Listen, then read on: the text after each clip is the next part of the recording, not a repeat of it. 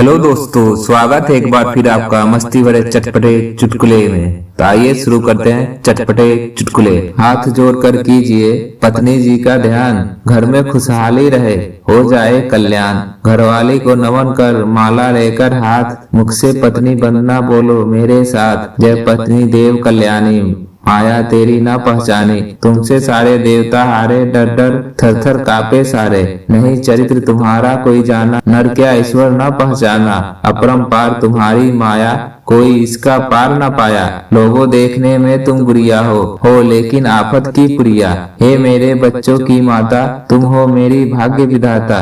हे बेलन हथियार तुम्हारा, जब चाहा सिर पर दे मारा। ऐसी तेरी निकेल बोली, जैसा हो बंदूक की गोली। हम तुमसे डरते हैं ऐसे, चोर पुलिस से डरता जैसे।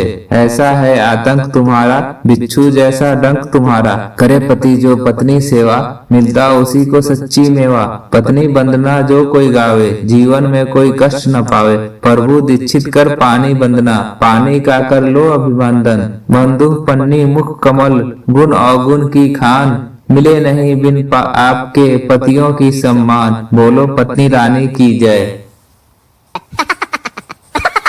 एक दंपति की शादी को 60 वर्ष हो चुके थे। उनकी आपसी समझ इतनी अच्छी थी कि इन 60 वर्षों में उनमें कभी झगड़ा तक नहीं हुआ।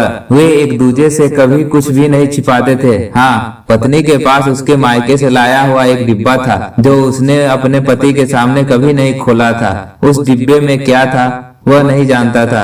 कभी उसने जानने की कोशिश भी की तो पत्नी ने यह कहकर टाल दिया कि सही समय आने पर बता दूंगी। आखिर एक दिन बुढ़िया बहुत बीमार हो गई और उसके बचने की आस न रही। उसके पति को तभी ख्याल आया कि उस डिब्बे का रहस्य जाना जाए। बुढ़िया बताने को राजी हो गई। पति ने जब उस डिब्बे को खोला तो उसमें हाथ से बने हुए 2 स्मॉल और 2 रुमाल और 50,000 रुपए निकले। उसने पत्नी से पूछा, यह सब क्या है?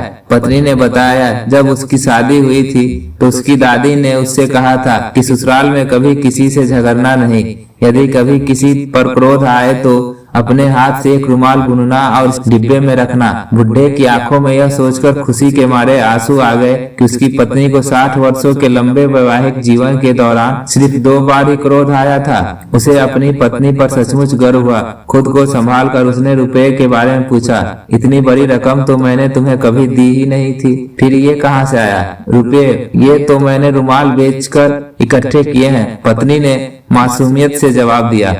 No no no no. एक औरत का पति काफी समय से कोमा में था।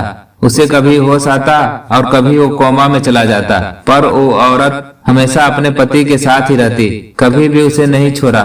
एक दिन आदमी को होश आया और उसने अपनी पत्नी को पास बुलाने का इशारा किया। पत्नी अपने पति के पास गई। पति ने भरी हुई आंखों से उसे कहा, तुम्हें पता है ना, तुम हमेशा मेरे साथ रही हो। मेरे हर दुख के समय तुम मेरे पास थी। जब मुझे नौकरी से निकाला गया तो तुम उस समय भी मेरे साथ थी। जब मेरा कारोबार डूब गया तब भी तुम साथ थी। जब हमारा घर नीलाम हुआ तब भी तुम मेरे साथ थी। फिर अब जब मेरा एक्सीडेंट हुआ है और मेरी यह हालत हो गई है तब भी तुम मेरे साथ ही थी। अब बस मैं तुम्हें यही कहना चाहता हूँ कि अब तुम मुझे छोड़कर चली जाओ, क्योंकि शायद तुम्हारे जाने से मेरा अच्छा समय आ जाए।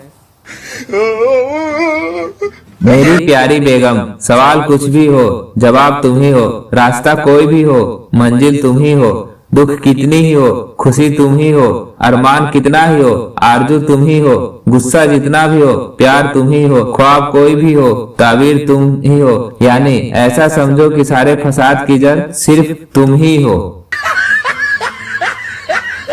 शादी के बाद पत्नी कैसे बदलती है जरा गौर कीजिए। पहले साल मैंने कहा जी खाना खा लीजिए, आपने काफी देर से कुछ नहीं खाया। दूसरे साल जी खाना तैयार है, लगा दूं? तीसरे साल खाना बन चुका है, जब खाना और तब बता देना। चौथे साल खाना बनाकर रख दिया है, मैं बाजार जा रही हूँ, खुद ही निकाल कर खा लेना।